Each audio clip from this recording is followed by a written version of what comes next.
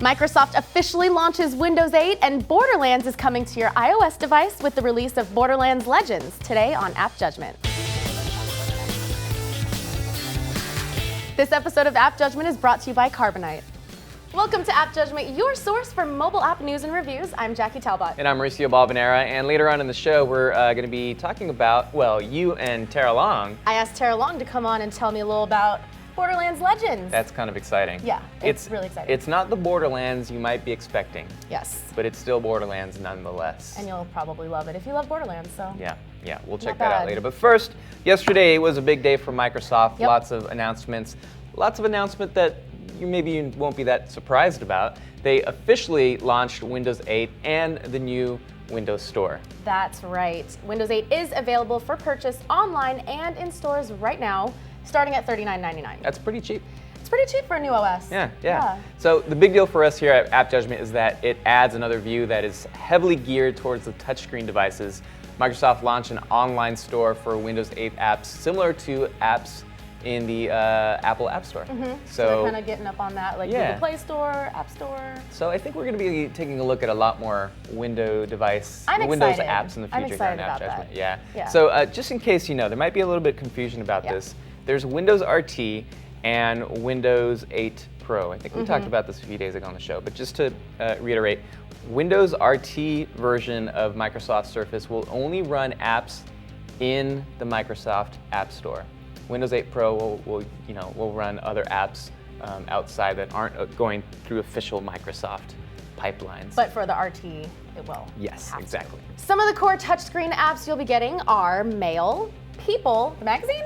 No, just People, your contact list. Video, messaging, SkyDrive, photos, and music. These are like the covering core. the basics Yeah, of like the things you need to do in a all the things that you would device. see in iOS or in Android. They're all there. Yes. Some of the third-party apps we are really excited about are Google Chrome, of course, Firefox. Although both are in early beta and they're not yet available through the Windows Store as of this recording. Yes. Fruit Ninja is also on there, which is one of our favorite games. Cut the Rope, iHeartRadio, Netflix, Hulu Plus, Kindle, Evernote, and How Stuff Works. They're our buddies over there. They're our friends. Yeah, they're in our family. Pretty good setup in the App Store right now. Some of the apps we wish were available at launch, they'll probably get there eventually. I'm sure they will. Facebook, come on, you're not in there? Facebook, Twitter, LinkedIn, Instagram, although I did find Instametrogram.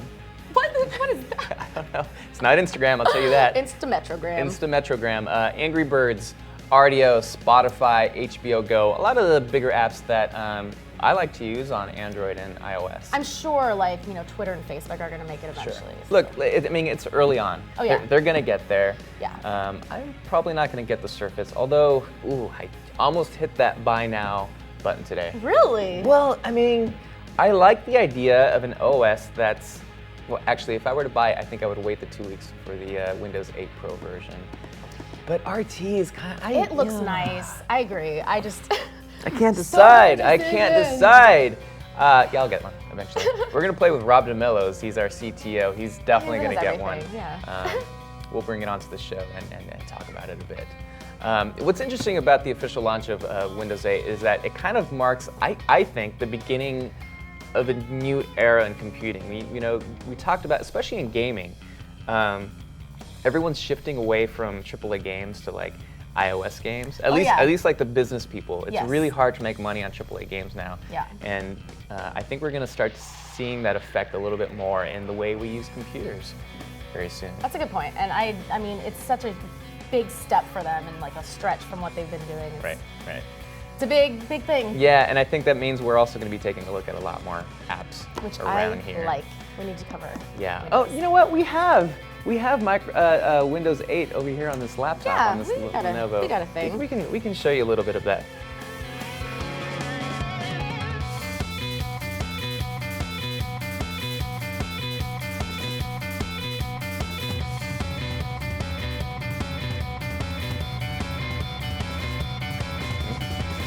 Coming up, Tara Long of Destructoid and Rev3 Games joins us to talk about her experience playing Borderlands Legends for iOS. But first... You know what would really suck, Jackie? What? After setting up this Windows 8 computer, I got it all set up, got it all spec'd out, and it crashes and I lose everything. That would be the worst. So obviously people back up, right? Of course, online backup is the best. That's right. Carbonite Online Backup is the automatic cloud backup for the computer files at your home office or small business. Just set it up once and Carbonite will protect your computer files so that you can stay focused on running your business. No hardware required. With Carbonite, getting lost files back is easy. Your employees can even access their backed up files on their smartphone or iPad with the free Carbonite app. Carbonite is the better backup plan for your home office or small business. Start your free trial at carbonite.com and with the offer code AppJudgment today, and you'll get 2 bonus months if you decide to buy. That's carbonite.com, and the offer code for 2 bonus months is AppJudgment. Joining us again today from Destructoid and Rev3 Games is Tara Long, who had a chance to play Borderlands Legends a couple days ago, which is the Borderlands for iOS. So, why don't you tell us about the gameplay on mobile? I feel like Borderlands for iOS is almost a bit of a misnomer because this game is nothing like Borderlands at all. I mean, it's got, it's got some of the characters in there, and there's not really much of a story going on, but it's not a first-person shooter at all like you'd think. It's actually a top-down isometric strategy action RPG. And rather than controlling one of the characters, you actually control all 4 of the characters from the first game. So technically it's set in between the first and the second game, but that's really just for continuity purposes. Like there's no story at all whatsoever in here. It's more just objectives. Yeah, it's just, objective-based missions, and really the combat is all pretty much the same anyway. It's tap to move, or drag to move if you want. So basically, enemies are going to come in from all sides of the screen, and you're going to have to tap on your characters in order to basically sick them on the enemies. There's a whole skill tree in there. Yeah, I was wondering about the kind of leveling up your character. Yeah, so there's a complete leveling system, and there's no level cap or anything, and everything is randomly generated. So theoretically, you could play forever. You know how like in Borderlands, each character has an action skill. So like, Lilith's is phase walking.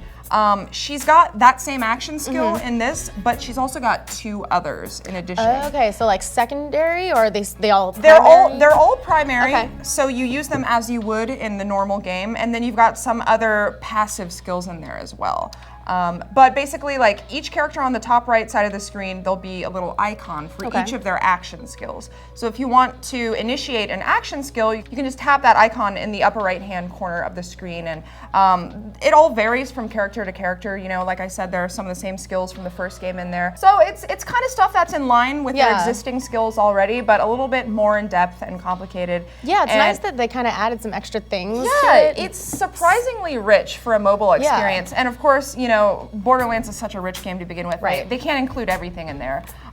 There are guns and weapons. You can actually visit a gun store in the game and buy guns. Enemies will drop guns and cash, which you can use to buy more guns. So is it buy in-game currency, or is it real money? There's no microtransactions whatsoever. So anything that you can buy in the game is just purchased with the currency that enemy drops. Nice. For the most part, it's a really slick, very good experience, and I think it's probably definitely worth the asking price. It's $4.99 on iPhone and $6.99 on iPad. It's optimized for iPhone 5. It works on any iOS device, but yeah, for the most part, I was really impressed by this. I haven't played it on iPhone yet, so I would definitely want to test out the iPhone version before I actually buy it. And so when does it come out? This comes out on October 31st. So. Very nice. So you can get your hands on that soon. Well, thank you so much for coming on and explaining it. And if you guys want to see more of Tara's gaming expertise, go to youtube.com/dtoid and youtube.com/rev3games. You can also follow us both on Twitter. I'm at Jackie Talbot. She's at Tara Longest.